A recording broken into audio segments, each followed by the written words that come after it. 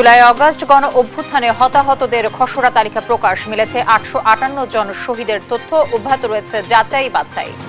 সংস্কারের জন্য নির্বাচন নয়, নির্বাচনের জন্য সংস্কার প্রয়োজন বললেন গয়েশ্বর। জাতি আর প্রতারিত হতে চায় না, মন্তব্য ডক্টর শফিকের। তরুণরা দেশের মতো বিশ্বকেও বদলে দিতে পারে, ইকোনমিস্টকে ডক্টর ইউনুস। নির্বাচন শেষে নিজের কাজে ফিরে যাওয়ার আশাবাদ।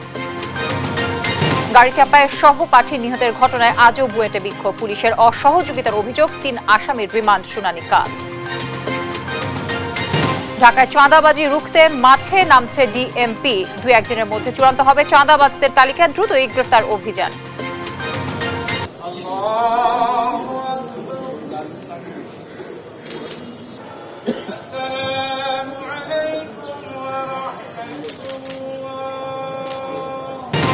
সচিবালয় ও হাইকোর্ট প্রাঙ্গণে উপদেষ্টা হাসান আরিফের জানাজা সম্পন্ন, সোমবার শহীদ বুদ্ধিজীবী কবরস্থানে দাফন। এবং অবৈধ বাংলাদেশি অভিবাসীর সন্তানদের খোঁজে দিল্লি মিউনিসিপ্যাল কর্পোরেশন, স্কুল ভর্তির সময় পরিচয় নিশ্চিত হওয়ার নির্দেশ। দর্শক, সংবাদ শুনছিলেন টিএমটি বার সংবাদ শিরোনামগুলো, সঙ্গে থাকছি আমি তানজিয়া জুথি। জুলাই আগস্টের ছাত্র জনতার গণ অভ্যুত্থানে প্রতিপক্ষের আক্রমণে শহীদ বা আহত হয়েছেন এমন ব্যক্তিদের নামের খসড়া তালিকা প্রকাশ করা হয়েছে। প্রথম ধাপের তালিকায় 858 জন শহীদ এবং 11,551 জন আহতের নাম প্রকাশ করা হয়েছে। শনিবার গণ অভ্যুত্থান সংক্রান্ত বিশেষ সেল থেকে পাঠানো এক বিজ্ঞপ্তিতে এ তথ্য জানানো হয়। সেলের দলনেতা অতিরিক্ত সচিব খন্দকার জহিরুল ইসলামের পাঠানো বিজ্ঞপ্তিতে বলা হয়, তালিকা চূড়ান্ত করার লক্ষ্যে স্বাস্থ্যসেবা বিভাগ, স্বাস্থ্য অধিদপ্তর, 64টি জেলায় গঠিত কমিটি এবং গণ অভ্যুত্থান সংক্রান্ত বিশেষ সেল নিরলসভাবে কাজ করে যাচ্ছে। প্রথম ধাপের খসড়া তালিকা ওয়েবসাইটে প্রকাশ করা হয়েছে, যা আগামী 23 ডিসেম্বর পর্যন্ত সর্বসাধারণের জন্য উন্মুক্ত থাকবে। এ তালিকা চূড়ান্ত করতে আরও যাচাই বাছাই চলছে বলেও বিজ্ঞপ্তিতে জানানো হয়েছে।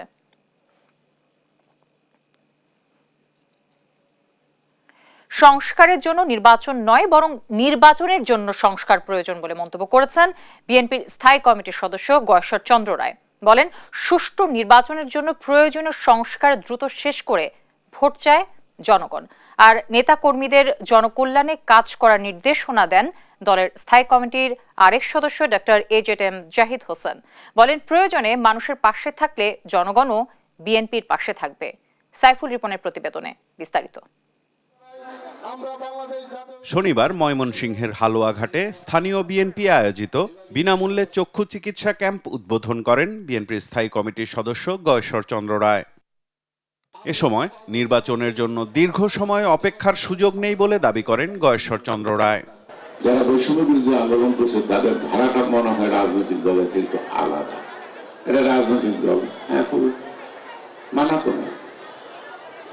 এখন একটি রাজনৈতিক দল যতক্ষণ ভূমিষ্ঠ না হবে, যতক্ষণ বড় না হবে, যতক্ষণ তিনি নির্বাচন কমিশন থেকে অনুমোদন না পাবেন, ততদিন যদি অপেক্ষা করতে হয়, তিনি সরকারকে নিরপেক্ষ থাকতে পারবে।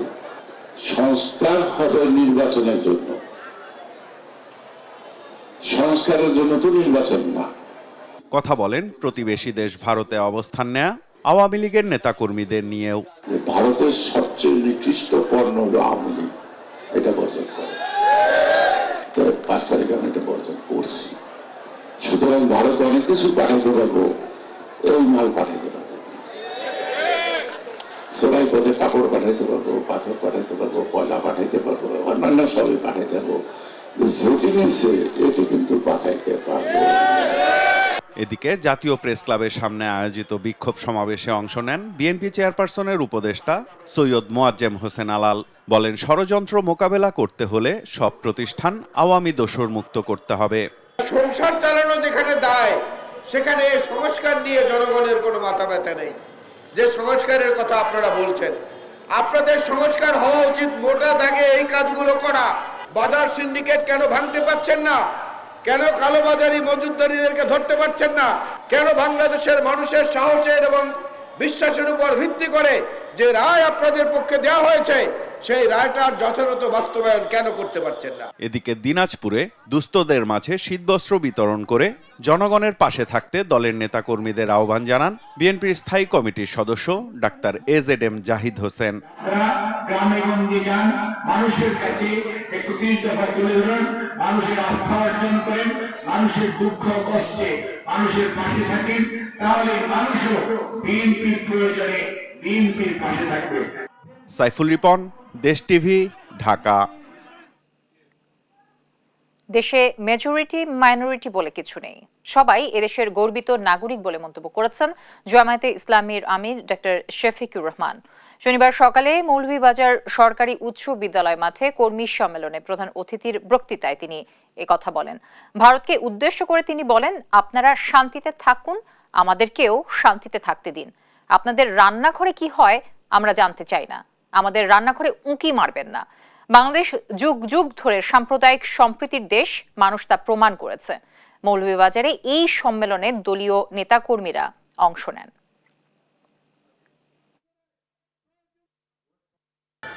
প্রতিবেশীর প্রতি সম্মানটাকে বলতে চাই, আপনারা শান্তিতে থাকুন, আমরা চাই, আমাদেরকে আপনারা শান্তিতে থাকতে দিন।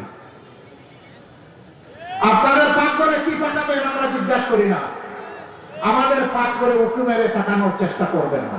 আমাদেরকে আপনারা সাম্প্রদায়িক সম্প্রীতির কথা বলেন, ভালো, আপনাদের নিজের চেহারা আয়নাতে একটু এর আগে দেখে নেন।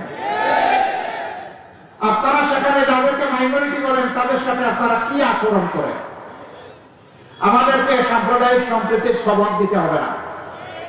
যুগ যুগ ধরে এই দেশ সাম্প্রদায়িক সম্প্রীতির দেশ। জঙ্গিবাদ বাংলাদেশে মাথা চাড়া দেবে না বলে আশ্বস্ত করেছেন অন্তর্বর্তী সরকার প্রধান উপদেষ্টা ডক্টর ইউনূস। বলেন, তরুণরা ধর্মনিরপেক্ষ এবং তারা নতুন বাংলাদেশ গড়তে চায়। রাজনৈতিক পট পরিবর্তনে তরুণদের ভূমিকা তুলে ধরে তিনি বলেন, তরুণরা বিশ্বকেও পাল্টে দিতে পারে।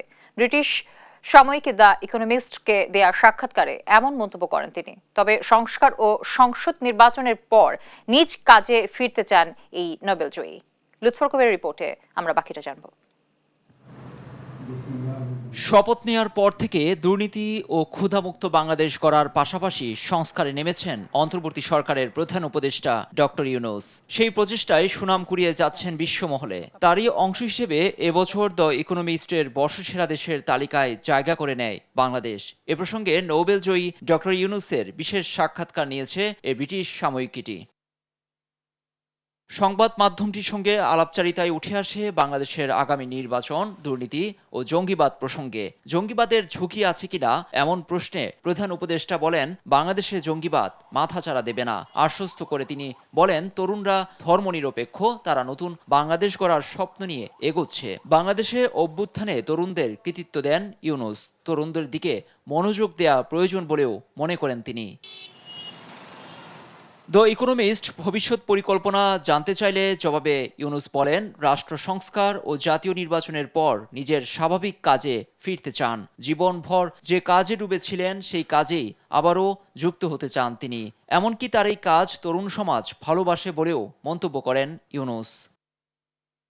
15 বছরের স্বৈরাচার সরকারের পতন হওয়ায় সম্প্রতি ইকোনমিস্টের কান্ট্রি অব দ্য ইয়ার খেতাব জিতে নিয়েছে বাংলাদেশ। এ নিয়ে প্রতিক্রিয়া জানাতে প্রধান উপদেষ্টার সাক্ষাৎকার নিয়েছে ব্রিটিশ সাময়িকীটি। লুৎফর কবির, নিউজ ডেস্ক, দেশ টিভি। পূর্বাঞ্চলে পুলিশের তল্লাশি চৌকিতে প্রাইভেট কারের ধাক্কায় বুয়েট শিক্ষার্থী মুহতাসিম মাসুদ নিহতের ঘটনায় আজও বিক্ষোভ করেছে তার সহপাঠীরা। এ সময় অসহযোগিতার অভিযোগ করে ঘটনার সুষ্ঠু বিচারে 5 দফা দাবি জানিয়েছেন তারা। এদিকে গ্রেফতার প্রাইভেট কারের চালক সহ দুজনের শরীরে অ্যালকোহলের উপস্থিতি পেয়েছেন চিকিৎসকরা। রোববার 3 আসামিকে আদালতে তুলে রিমান্ড চাইবে পুলিশ। মোহাম্মদ সাকিবের রিপোর্ট। পূর্বাচল 300 ফিট সড়কের নীলা মার্কেট এলাকায় পুলিশের তল্লাশি চৌকিতে বৃহস্পতিবার দিবাগত রাত 3টায় প্রাইভেট কারের ধাক্কায় নিহত হয় বুয়েটের সিএসি বিভাগের 2য় বর্ষের ছাত্র মুহতাসিম মাসুদ। গুরুতর আহত হয় তার 2 সহপাঠী মেহেদী হাসান খান ও অমিত সাহা। এই ঘটনায় গাড়ি চালক সহ 3 জনকে আটক করে পুলিশ। গেল শুক্রবার নারায়ণগঞ্জ জেলা হাসপাতালে গ্রেপ্তার 3 জনের ডোপ টেস্ট করা হয়। তাদের 2 জনের শরীরে অ্যালকোহল ও গাঁজার উপস্থিতি পেয়েছেন চিকিৎসকরা। এদিকে সহপাঠীর মৃত্যুর সুষ্ঠু তদন্ত ও বিচার দাবি করে দ্বিতীয় দিনের মতো বিক্ষোভ করেছেন বুয়েটের শিক্ষার্থীরা। শুক্রবার দুপুরে সংবাদ সম্মেলন করে 5 দফা দাবি জানায় তারা। আমরা এই হত্যাকাণ্ডের দৃষ্টান্তমূলক শাস্তি দাবি করছি। ইতিমধ্যে আমরা দেখতে পাচ্ছি যে অভিযুক্তদের আইনজীবী গণমাধ্যমে বিভিন্ন রকমের বিভ্রান্তিমূলক তথ্য দিয়ে ঘটনাকে ধামাচাপা দেওয়ার চেষ্টা করছেন।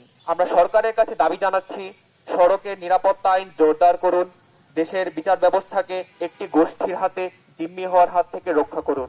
মাসুদ হত্যায় গ্রেপ্তার 3 জনই শিক্ষার্থী। এর মধ্যে মুবিন আল মামুন মিরপুর ডিওএইচএস এর বাসিন্দা ব্রিগেডিয়ার জেনারেল অবসরপ্রাপ্ত আব্দুল্লাহ আল মামুনের ছেলে। ঘটনার সময় মুবিনের সঙ্গে ছিলেন মিরাজুল করিম ও আসিফ চৌধুরী। রোববার আসামিদের রিমান্ড শুনানি হবে। মোহাম্মদ সাকিব, দেশ টিভি, ঢাকা। ঢাকায় চাঁদাবাজি রুখতে মাঠে নামছে ডিএমপি। 2-1 দিনের মধ্যে চাঁদাবাজদের তালিকা তৈরি শেষ হবে জানিয়ে ডিএমপি কমিশনার শেখ সাজ্জাদ আলী জানান, তালিকা ধরে দ্রুতই গ্রেফতার অভিযান শুরু হবে। রমনা থানা সিটিজেন ফোরামের সঙ্গে মতবিনিময় সভায় এসব কথা বলেন তিনি। এ সময় পুলিশকে আগের মতো ব্যক্তি স্বার্থে ব্যবহার না হওয়া এবং জনবান্ধব আচরণ করার আহ্বান জানায় ছাত্র জনতা। শিউলি রায়ের রিপোর্ট। আওয়ামী লীগ সরকারের পতনের পর ঢাকায় আইন শৃঙ্খলা বাহিনীর তৎপরতা কমে যাওয়ায় পরিস্থিতি অনেকটা নাজুক হয়ে পড়ে। পুলিশ সহ অন্যান্য বাহিনী অনেকটা গুছিয়ে উঠলেও ডাকাতি, খুন, ছিনতাই সহ নানা অপরাধ ঘটেছে একের পর এক। পরিস্থিতি উত্তরণের নানা পদক্ষেপ নেওয়া হলেও তেমন সুফল মেলেনি। এবার এলাকা ভিত্তিক অপরাধ কমাতে রমনা থানায় বসবাসরত ছাত্র জনতা ও নাগরিকদের সঙ্গে মতবিনিময় করেছে ডিএমপি। সভায় পুলিশের কাছ থেকে সহনশীল আচরণের আশা জানায় ছাত্র জনতা।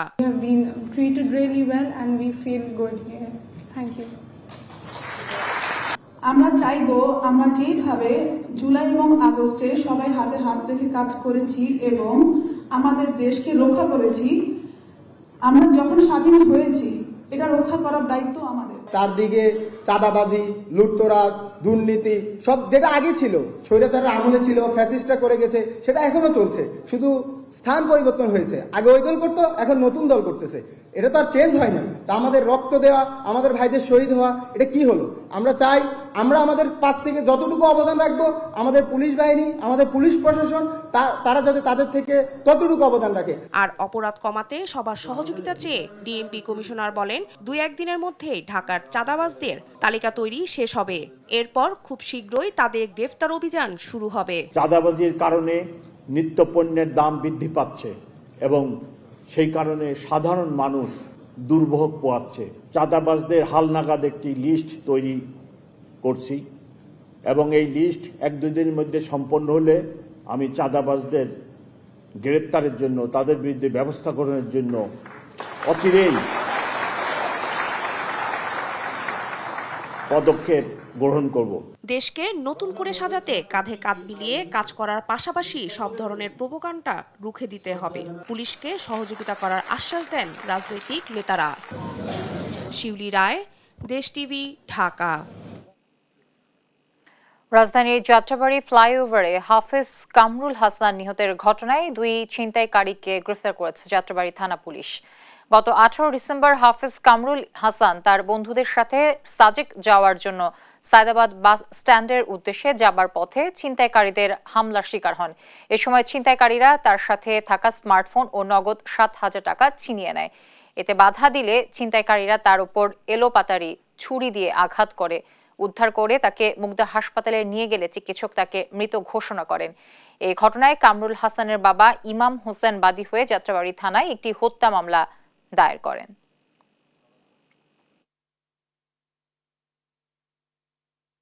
ইফাত এবং আপন এরা তার পথ রোধ করে এবং তাকে আমরা যে দুজনকে গ্রেপ্তার করেছি, শাকিল এবং আশরাফ, তারা আমাদের কাছে বলেছে যে তাদের সাথী রোহান তাকে ছুরিকা মানে তার সাথে যে মোবাইল ছিল সেই মোবাইল ছিনিয়ে নেওয়ার সময় তাকে ছুরিকাঘাত করে 3 বার সে চেস্টের উপরে স্টেপ করেছে এবং রোহানকে তারা মেরে ফেলেছে।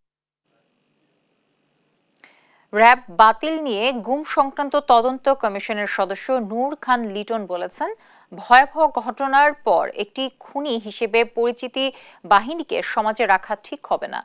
র‍্যাব সম্পর্কে মানুষের অভিযোগ শুনতে রাজশাহীতে গিয়ে তিনি এসব কথা বলেন। কমিশন সদস্য আরও বলেন, এরা জনগণের সেবা করতে পারে না। পুলিশের কাজ পুলিশকে দিয়ে করানো উচিত। পুলিশের মধ্যে সেনাবাহিনী অংশগ্রহণ নতুন করে সমস্যা তৈরি করে। আগামীতে কি প্রস্তাবনা দিব এটা আমরা নিজেদের ভিতর আলাপ আলোচনা করে কমিশনের 5 জন সদস্য যে বিষয়গুলিতে আমরা একমত হতে পারবো এবং যেটা বাস্তবসম্মত আমরা সেই প্রস্তাবগুলি দেব। আর র্যাব ব্যানের যে বিষয়টা আসছে, বিলুপ্ত করার যে বিষয়টা আসছে, এটা সরকারের সিদ্ধান্তের উপর অপেক্ষা। আমাদের সুপারিশ ছিল, আমরা সুপারিশ করেছি।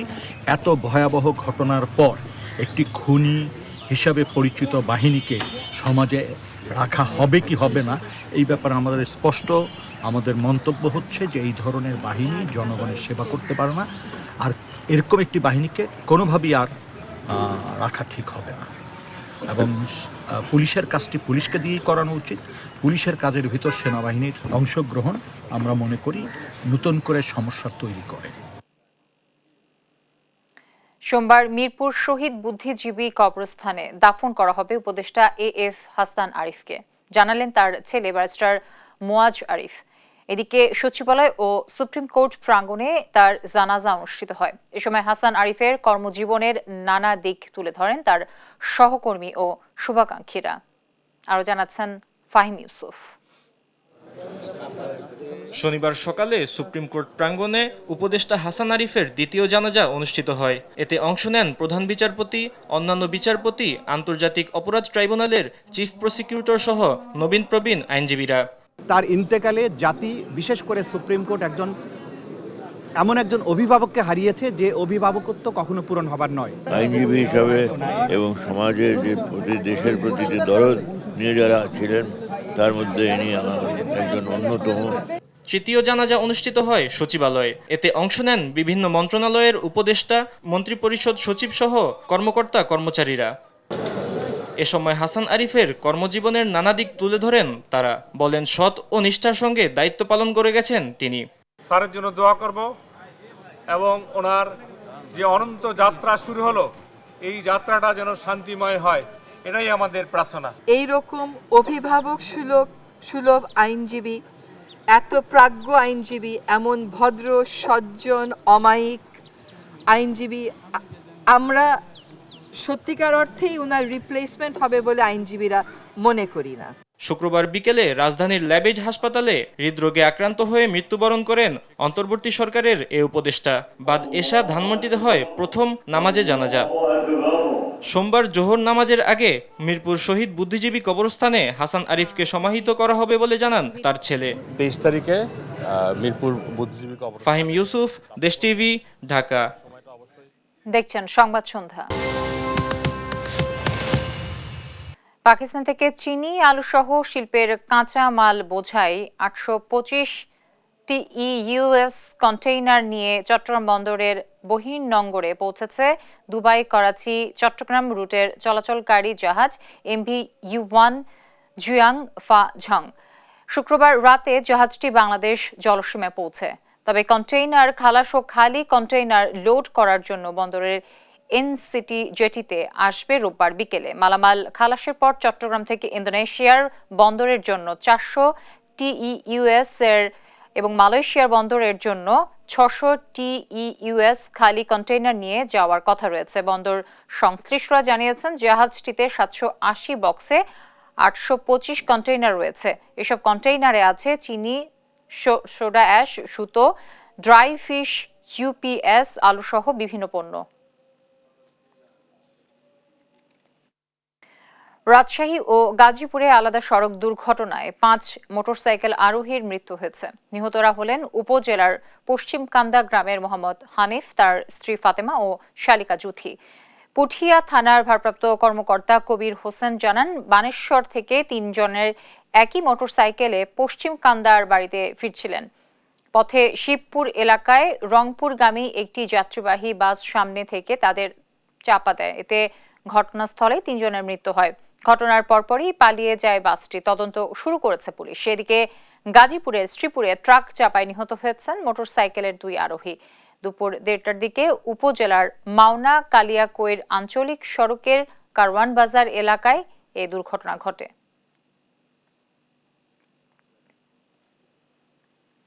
গাজীপুরের টঙ্গীতে বেইলি ব্রিজ ভেঙে একটি ট্রাক তুরাগ নদীতে পড়ে গেছে। এতে আহত হয়েছেন ট্রাকের চালক ও সহকারী। ভোরে ঢাকা ময়মনসিংহ মহাসড়কে এ দুর্ঘটনা ঘটে। টঙ্গীতে এই মহাসড়কে ফ্লাইওভারের নিচ দিয়ে 2 লেনের 2টি বেইলি ব্রিজ রয়েছে। এর একটি বেইলি ব্রিজ ভেঙে পাথর বোঝাই ট্রাকটি তুরাগ নদীতে পড়ে যায়। এতে ট্রাক চালক ও তার সহকারী আহত হয়। ট্রাকটি উদ্ধারে এখনো ব্যবস্থা নেওয়া হয়নি। এদিকে মহাসড়কে যাত্রী ভোগান্তি এড়াতে বিকল্প পথে চলাচলের অনুরোধ জানিয়েছে গাজীপুর মেট্রোপলিটন পুলিশ।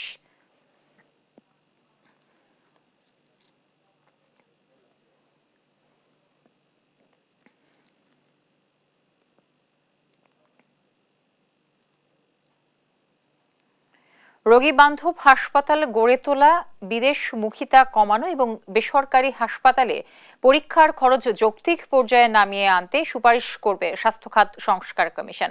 শনিবার দুপুরে চট্টগ্রামে চিকিৎসক, স্বাস্থ্যকর্মী, নার্স সহ অংশীজনদের সঙ্গে মতবিনিময় শেষে কথা জানান স্বাস্থ্য খাত সংস্কার কমিশন সদস্যরা।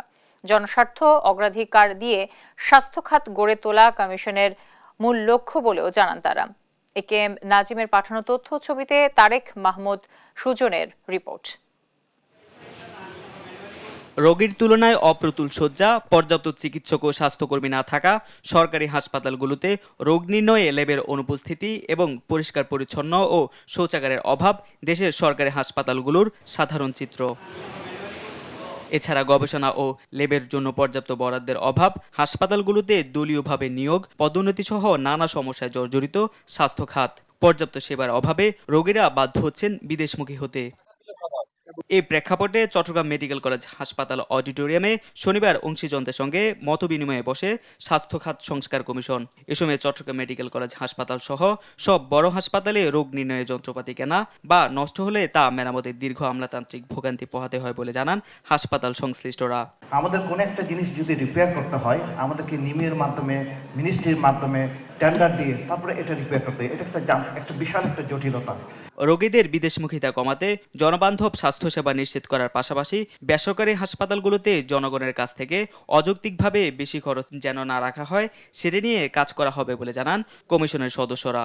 প্রাইভেট সেক্টরে যে ওষুধের পিছনে খরচ হয়, যে ডায়াগনস্টিকের পিছনে, প্রাইমারি হেলথ কেয়ারে কী কী সমস্যা আছে এবং আউট অফ পকেট এক্সপেন্ডিচার খরচ যেটা হয়ে যায়, সেদিকে আমরা বিশেষ করে খেয়াল করব, সেটা কমাতে হবে। সভায় যেসব গঠনমূলক মতামত পরামর্শ উঠে আসবে সেগুলো নিয়ে স্বাস্থ্য সংস্কার কমিশন কাজ করবে বলেও জানান কমিশন প্রধান। হেলথ কেয়ারে যারা অংশীজন তাদের অ্যাডভাইস নেওয়া যায়, সো তাদের অ্যাডভাইস আমরা নিলাম, এইগুলো আমরা অ্যানালাইজ করব, করে আমরা যে রিপোর্ট দেব। চিকিৎসক, স্বাস্থ্যকর্মী ছাড়াও অংশীজনদের মধ্যে রোগী স্বজন সহ আরও যারা রয়েছেন তাদের সঙ্গেও ধারাবাহিকভাবে দেশজুড়ে বৈঠক করবে স্বাস্থ্য সংস্কার কমিশন।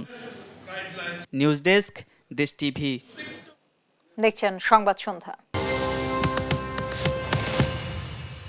অবৈধ বাংলাদেশি অভিবাসীদের সন্তানদের খুঁজে বের করতে ভারতের দিল্লির সব স্কুলে নির্দেশ দেওয়া হয়েছে।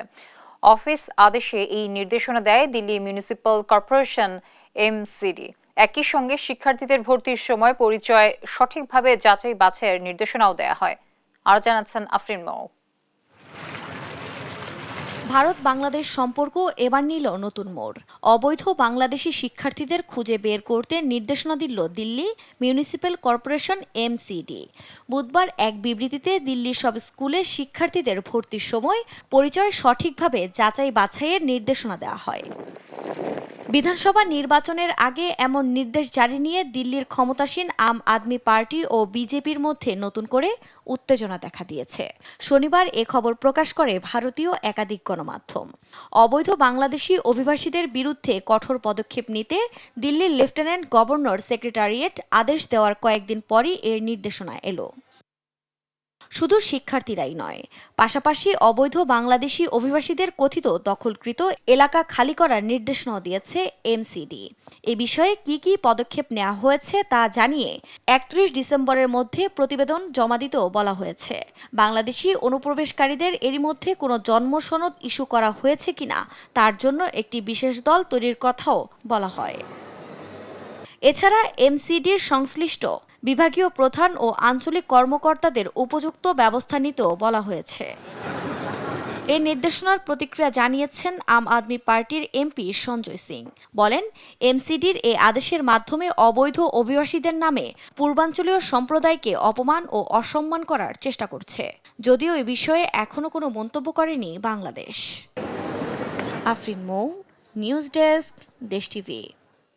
দেখছেন সংবাদ সন্ধ্যা। অনূর্ধ্ব 19 এশিয়া কাপের ফাইনালে আগামীকাল নামছে বাংলাদেশের নারী দল। শিরোপার লড়াইয়ে টাইগার্সদের প্রতিপক্ষ ভারত। ফাইনালে ট্রফি জিতে দেশে ফিরতে চায় সুমাইয়া ফাহমিদারা। রোববার বাংলাদেশ সময় সকাল 7:30টায় কুয়ালালামপুরের বায়োমাস ওভাল মাঠে শিরোপার লড়াইয়ে নামবে দুদল। বয়সভিত্তিক ক্রিকেটের আরও একটি ফাইনাল, আবারও শিরোপার লড়াইয়ে বাংলাদেশের প্রতিপক্ষ ভারত। চলতি মাসের শুরুতে ছেলেদের ক্রিকেটে অনূর্ধ্ব 19 এশিয়া কাপের ফাইনালে ভারতকে হারিয়ে ট্রফি জেতে টাইগার যুবারা। এবার একই ফরম্যাটে নারীদের আসরের ফাইনালে রোববার ভারতের বিপক্ষে মাঠে নামবে জুনিয়র টাইগ্রেসরা। আসরের শুরু থেকে দুর্দান্ত খেলেছে বাংলাদেশ নারীরা। গ্রুপ পর্বে টানা 2 ম্যাচে শ্রীলঙ্কা এবং মালয়েশিয়াকে হারিয়ে বি গ্রুপ চ্যাম্পিয়ন হয়ে সুপার 4-এ ওঠে সুমাইয়া আক্তারের দল। যদিও সুপার 4-এর প্রথম ম্যাচে ভারতের কাছে 8 উইকেটের বড় ব্যবধানে হেরে ফাইনালে খেলার স্বপ্নটা কিছুটা ধাক্কা খেয়েছিল এরা। তবে শুক্রবার শেষ ম্যাচে নেপালকে 9 উইকেটে হারিয়ে ফাইনালে ওঠে বাংলাদেশ। পুরো আসরে ব্যাটে বলে দুর্দান্তভাবে আলো ছড়িয়েছে লাল সবুজের প্রতিনিধিরা। ব্যাটিংয়ে ইভা, সাদিয়া, ফাহমিদারা প্রতি ম্যাচেই ভালো সংগ্রহ এনে দিয়েছে পুরো দলকে। পাশাপাশি বল হাতে দুর্দান্ত ছিলেন বোলাররাও। নিশিতা, আনিশারা উইকেট তুলে নেওয়ার পাশাপাশি নিয়ন্ত্রিত বোলিংয়ে বেশ ভুগিয়েছেন প্রতিপক্ষকে। 7 উইকেট নিয়ে আসরের সর্বোচ্চ উইকেট সংগ্রাহকের তালিকায় যৌথভাবে শীর্ষে আছে নিশিতা। তাই ভারতকে হারিয়ে শিরোপা ঘরে তুলতে হলে ব্যাটারদের সঙ্গে বোলারদেরও জ্বলে ওঠার কোনো বিকল্প নেই। অন্যদিকে এখনো পর্যন্ত আসরের অপরাজিত দল ভারত। কোনো ম্যাচই না হেরে এই গ্রুপ চ্যাম্পিয়ন হয়ে সুপার 4-এ ওঠে তারা।